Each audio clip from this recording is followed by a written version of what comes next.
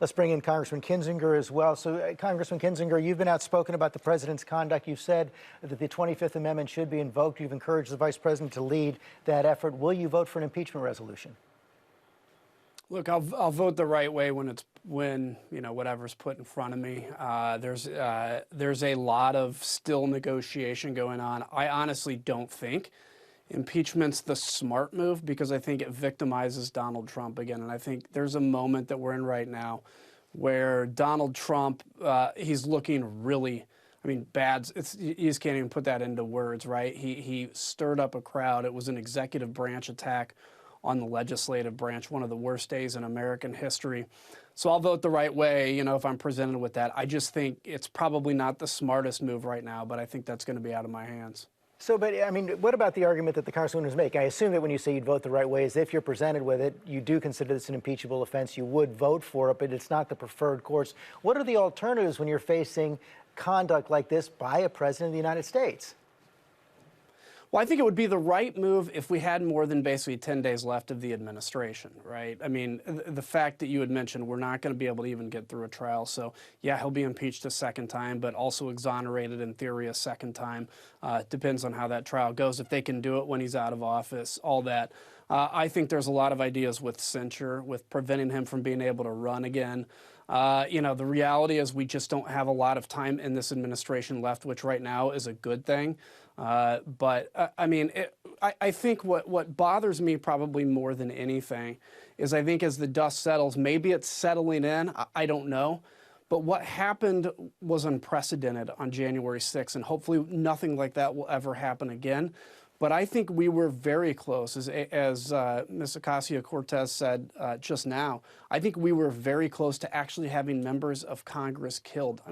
If you see the videos and you see, basically that last line of defense between the floor of the House of Representatives where members were hunkered down and the young lady that came through the window, had that whole thing been breached, there would have been people in a really bad shape. So this is, we were blessed on the one hand to not lose any members of Congress, but we lost 5 people, and it's disgusting. Boy, Congressman, no question about that. And the more we learn, the more horrifying it seems to have been inside the Capitol and the entire Capitol complex. So then how do you explain why more of your fellow Republican members of Congress, more of your fellow Republican senators have not come forward and said simply, President Trump must go, President Trump must resign?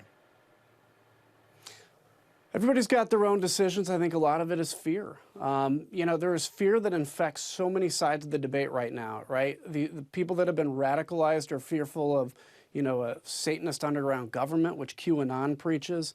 Some on the left are fearful, probably very rightfully so, of some of those on the right. And then when it comes to members of Congress, they're fearful of their reelection. They're fearful for their safety. The number of death threats that have been thrown out against people like me and, frankly, every member of Congress. Look at Vice President Pence, one of the most faithful guys to Donald Trump, is now public enemy #1 in Trump world. And so I think that's what it comes down to. But if you're going to be fearful, just my humble opinion, if you're going to be fearful in this job, it may not be the right job for you at this moment in time. Is the best alternative right now for the president to simply go, to resign before his term finishes? I think the best thing for the country to heal would be for him to resign.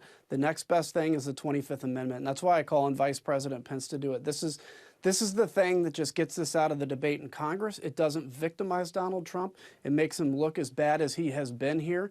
And it's leadership. Look, we ask young men and young women to give their lives for this country every day, and we give emotional speeches about it, as we rightfully should. We have to be willing to give our careers to do the right thing when it's something so egregious as we're facing, like we have been in this last week.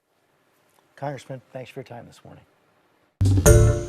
Hi, everyone. George Stephanopoulos here. Thanks for checking out the ABC News YouTube channel. If you'd like to get more videos, show highlights, and watch live event coverage, click on the right over here to subscribe to our channel. And don't forget to download the ABC News app for breaking news alerts. Thanks for watching.